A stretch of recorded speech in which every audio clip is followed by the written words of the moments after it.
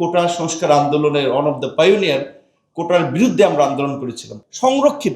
সংরক্ষিত দেওয়ার মাধ্যমে তো আমি মনে করি যোগ্য নারী নেতৃত্ব আসে না। আমার ওয়াইফ, সে একজন আপনার এই সময় তরুণী, শিক্ষিত, সে কোনো পলিটিক্যাল কোনো বক্তব্য দেয় না এবং সে পলিটিক্স পছন্দ করে না, যদি আমি পলিটিক্স করি।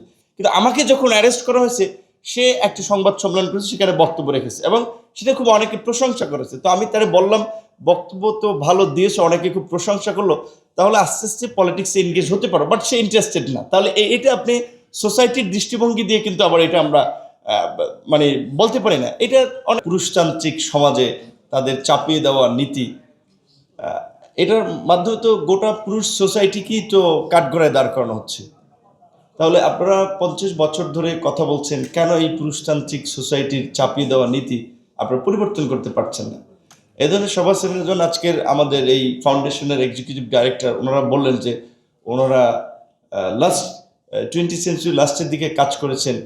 সেই সময়ের আমার মনে হয় যে সোসাইটির দৃষ্টিভঙ্গি, সেটা ইউনিয়ন পরিষদে যান কিংবা গ্রামে যান, আর এখন এই আর্লি 21st সেঞ্চুরির এখনকার এই দৃষ্টিভঙ্গিতে অনেক ধরনের পার্থক্য হয়েছে। যেমন আমি যখন গ্রামের স্কুলে পড়েছি, ওইখানে নেদারল্যান্ডের এনজিওগুলোর সৌজন্যে স্কুলে শেখানো হতো যে ওয়াশরুমের পরে হাত স্যানিটাইজ করা, স্কুলে সাবান থাকতো, থাকতো, আর ওই স্কুলে শেখানো। এখন ওই গ্রামেরই, ধরেন আমার ওই গ্রামেরই, এখন কিন্তু প্রত্যেক বাড়িতেই পাকা, একেবারেই টয়লেট থেকে শুরু করে অনেকের বাড়িঘরও পাকা। সো এই যে অর্থনৈতিক উন্নতির ফলে কিন্তু মানুষের সামাজিক অন্যান্য দৃষ্টিভঙ্গির একটা ব্যাপক পরিবর্তন ঘটছে। আজকের যে প্রথম আমাদের যে প্রেজেন্টার, যিনি তার স্লাইডের মাধ্যমে দেখিয়েছেন যে ওইখানে তার সাজেশনও তিনি বলেছেন যে তাদেরকে অর্থনৈতিকভাবে কিভাবে এগিয়ে নেওয়া যায় এবং তাদের একটা ডিসেন্ট জব ফ্যাসিলিটিস ক্রিয়েট করা যায়, এই বিষয়টা ওনার প্রস্তাবনায় বলেছেন। সেই জায়গা থেকে আমি মনে করি যে, যেমন যদিও আমি নিজেই এই কোটা সংস্কার আন্দোলনের ওয়ান অফ দ্য পাইওনিয়ার, কোটার বিরুদ্ধে আমরা আন্দোলন করেছিলাম। আবার আমাদের প্রাইমারিতে যেমন 60% কোটা দেওয়া হয়েছে, কেন? যে তারা মাতৃস্নেহে বাচ্চাদেরকে শেখাবে। এখন এই 2025 সালের আবার বিধিমালায় বোধহয় ওইটা পরিবর্তন হচ্ছে। এখন সব জায়গায় যদি আমরা একবারে সমান সবকিছু করতে চাই, সেটা বোধহয় আবার অনেক ক্ষেত্রে হিতে বিপরীত হয়।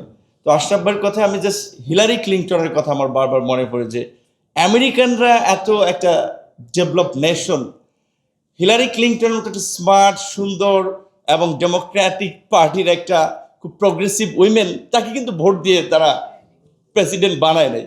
এটা আমেরিকানদের জন্য আমার কিন্তু খারাপ লাগছে যে তাকে ভোট না দেওয়া।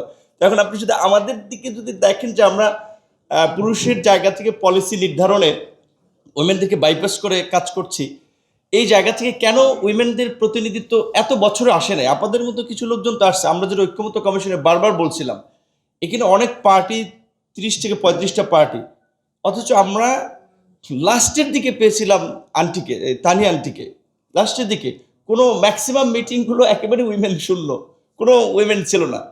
তো সেখানে কেন পৌঁছতো না? যেমন বিএনপির পক্ষে ধরেন সেলমা আপা সিনিয়র লিডার, বড় পার্টি হিসেবে বিএনপির জায়গা থেকে তো সে প্রতিনিধি টিমে থাকতে পারতো, কিংবা আরও সেকেন্ড যে সমস্ত পার্টিগুলো, সেখানে ধরেন জামাত কিংবা অন্যান্য পার্টিগুলো, তাদের পার্টিতে থাকতে পারতো। জামাত বলছে যে আমরা বিশাল নারী সমাবেশ করতে হবে, আমাদের কত 45 শতাংশ, তাদের ওইখানে তো একজন যেতে পারতো। তো তাদের পার্টি যারা করে, তারা কেন মেইন স্ট্রিমে যেতে চায় না? এখানে আমাদের ম্যাডাম বলেছে এবং রিফাত যেটা বলেছে, এইটা একটা বাস্তবতা। আমাদের আর্থ সামাজিক প্রেক্ষাপটে অনেক নারীরাই, ঠিক আছে, ক্রাইসিস মোমেন্টে, যেমন আমার ওয়াইফ, সে একজন আপনার এই সময় তরুণী, শিক্ষিত, সে কোনো পলিটিক্যাল কোনো বক্তব্য দেয় না এবং সে পলিটিক্স পছন্দ করে না, যদি আমি পলিটিক্স করি।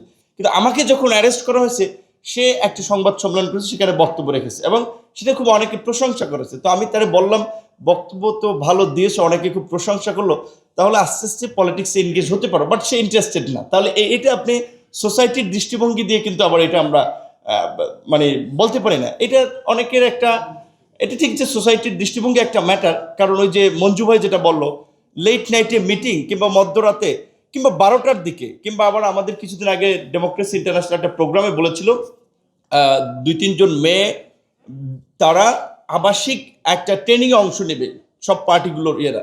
কারণ এইটা তো দেখলাম আমাদের পার্টিতে অনেক মেয়েরাই এটাতে এগ্রি না, যে তারা একটা গুলশানের একটা হোটেলের থেকে সে একটা যদি ইন্টারন্যাশনাল ট্রেনিং অংশ নেবে, এটা অন্যরা কিভাবে নেয়, এই যে একটা সোসাইটির দৃষ্টিভঙ্গি, এটাও কিন্তু একটা ম্যাটার। আর সর্বশেষ আমি আপনার প্রস্তাবের সাথে খুব আমার মনে হচ্ছে যে দ্বিমতের সাথে বলবো, আমার কাছে রোটেশন পদ্ধতিটা ভালো লেগেছে। কিরকম? যেমন আপনারা বলছেন যে ববি ভাই যেটা বলেছিল যে 100 সিট রিজার্ভ করেন, 300 পুরুষ সিটের বিপরীতে 100 নারী সিট আপনি নির্ধারণ করবেন। নীলুফার মনি আপাত মাঠে ঘাটে যায়, তিনি জানেন। তাহলে 3টে পুরুষ সিটের বিপরীতে একজন নারী সে নির্বাচন করবে। তাহলে তার বিশাল এরিয়ায় ক্যাম্পেইন করা, তারপরে অর্থ তো একটা বড় ম্যাটার। সো এটা কিন্তু ফিজিবল না, এটা আমার কাছে বাস্তবায়নযোগ্য মনে হয় না। বরঞ্চ যেটা এই 20 বছর আগের প্রস্তাব হলেও রোটেশন পদ্ধতিটা ছিল যে 300-র মধ্যে আপনি 100 ফিক্স করবেন, যে এই 100 এবার এই ধরেন গাইবান্ধা, রংপুর, পটুয়াখালী এই জায়গা থেকে 100 নারী সিট আর 200 পুরুষ সিট তারা নির্বাচন করবে। এইটা যদি করা যেত আমার মনে হয় এর মধ্যে দিয়ে কিন্তু বড় একটা অংশের নারী নেতৃত্ব বের হয়ে আসতো। সো এটা আমার কাছে খুব ভালো প্রস্তাব মনে হয়েছে। কিন্তু এই প্রস্তাবে তো আমাদের বিএনপির তো লিডার বা সবচেয়ে iconic women leadership Begum Khaleda Zia এবং আরো অন্যান্য বিভিন্ন রাজনৈতিক দলের কোনো পার্টি কিন্তু এটাতে এগ্রি করে নাই। এটা যদি এগ্রি করানো যেত, এইবার একটা আমাদের সুযোগ ছিল নারীদেরকে রাজনীতিতে মেইন স্ট্রিম একটা সুযোগ করে দেওয়া, কিন্তু এটা কোনো পার্টি এগ্রি করে নেই। আর সর্বশেষ যেটা হয়েছে সংরক্ষিত দেওয়ার মাধ্যমে তো আমি মনে করি যোগ্য নারী নেতৃত্ব আসে না। ওইটা তো বিভিন্ন জনের পরিচিতি, স্বজনপ্রীতি কিংবা বিভিন্ন পুনর্বাসন বলা চলে, কারণ একজনকে সরাসরি দিতে পারে না, কিংবা অমুকের ওয়াইফ, অমুকের মেয়ে, অমুকের এই আত্মীয় বিবেচনায়। সো সংরক্ষিত আসনকে আমি কোনোভাবেই ভালো একটা প্রক্রিয়া মনে করি না। ডায়ালগ সুবাসিত টয়লেট ক্লিনার, যার পাওয়ার প্লাস ফর্মুলা টয়লেটের কোনায় কোনায় পৌঁছে 99.99% জীবাণু ধ্বংস করে। Remark.